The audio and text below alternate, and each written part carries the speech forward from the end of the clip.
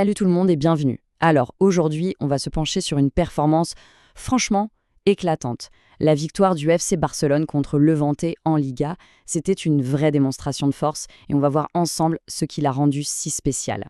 Bon, on attaque direct avec le score final. 3-0. Un score net, sans appel. Ça pose déjà le décor, hein. On parle d'une domination quasi totale. Mais bon, un score, c'est une chose. La vraie question, c'est qui sont les vrais artisans, les architectes derrière cette victoire écrasante? C'est ce qu'on va aller chercher en regardant de plus près les moments clés et les perfs individuels. Ok, c'est parti, on plonge dans le vif du sujet. On va commencer par le plus important, forcément, les buts. Comment est-ce que cette victoire s'est construite minute par minute? Et le Barça, ils n'ont pas traîné. Dès la 4e minute, hop, Marc Bernal qui ouvre la marque sur une passe d'Eric Garcia. Ensuite, c'est Frenkie de Jong qui fait le break juste après la demi-heure de jeu, bien servi par Joao Cancelo. Et pour finir, en fin de match, Fermín López vient sceller le tout grâce à un super boulot de Lamine Yamal. C'était méthodique, vraiment, du début à la fin. Allez, maintenant, coup de projecteur sur un joueur qui a été, mais absolument partout.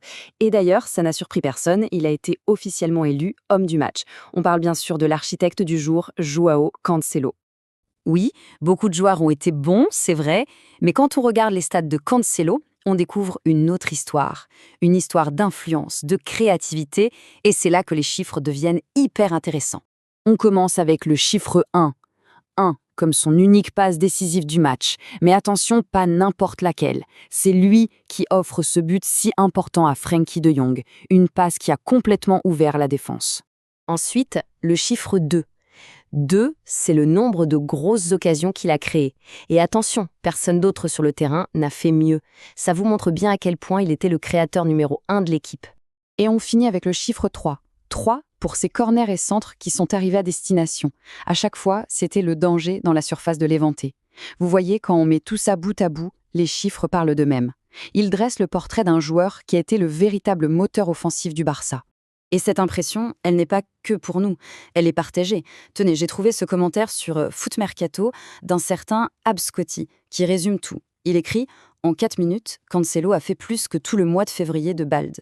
C'est un peu cash, mais ça illustre parfaitement l'impact immédiat que tout le monde a ressenti. Mais attention, il ne faut pas se méprendre. Aussi incroyable qu'a été Cancelo, cette victoire, c'est avant tout celle d'un collectif. Et il y avait bien plus qu'un seul héros sur la pelouse ce jour-là. Regardez-moi ce chiffre, 73% de possession de balle pour le Barça. C'est juste énorme. Ça veut dire une maîtrise totale du tempo du match. En gros, Levante a passé son temps à courir après le ballon, tout simplement. Et forcément, cette domination, on la retrouve dans les notes des joueurs. Frenkie de Jong, il est sur une autre planète, avec un 9.1, logique, avec son but et son activité monstre.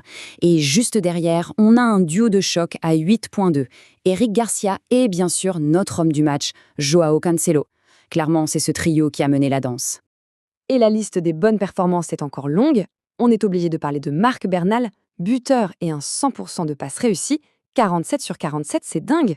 Il y a aussi Lamine Yamal, passeur décisif, et un poison constant avec ses 4 dribbles réussis. Et on revient sur Eric Garcia, passeur lui aussi, mais surtout le métronome de l'équipe avec 132 ballons touchés. C'est ça, la force du collectif. Bon, alors, au final, qu'est-ce qu'on retient de tout ça? Qu'est-ce que cette victoire signifie vraiment pour la suite de la saison du Barça? Ce qu'il faut retenir, c'est ça, une performance totalement dominante, portée par des éclairs de génie et un contrôle collectif sans faille. Et la conséquence directe, elle est énorme. Avec cette victoire, le Barça repasse en tête du championnat. C'est un message très très fort envoyé à la concurrence. Alors voilà, on se quitte avec cette question. Est-ce que cette performance, cette masterclass, on peut le dire, peut être le déclic, le catalyseur dont le Barça avait besoin pour attaquer le sprint final? Seul l'avenir nous le dira. Merci d'avoir suivi cette analyse et à très bientôt.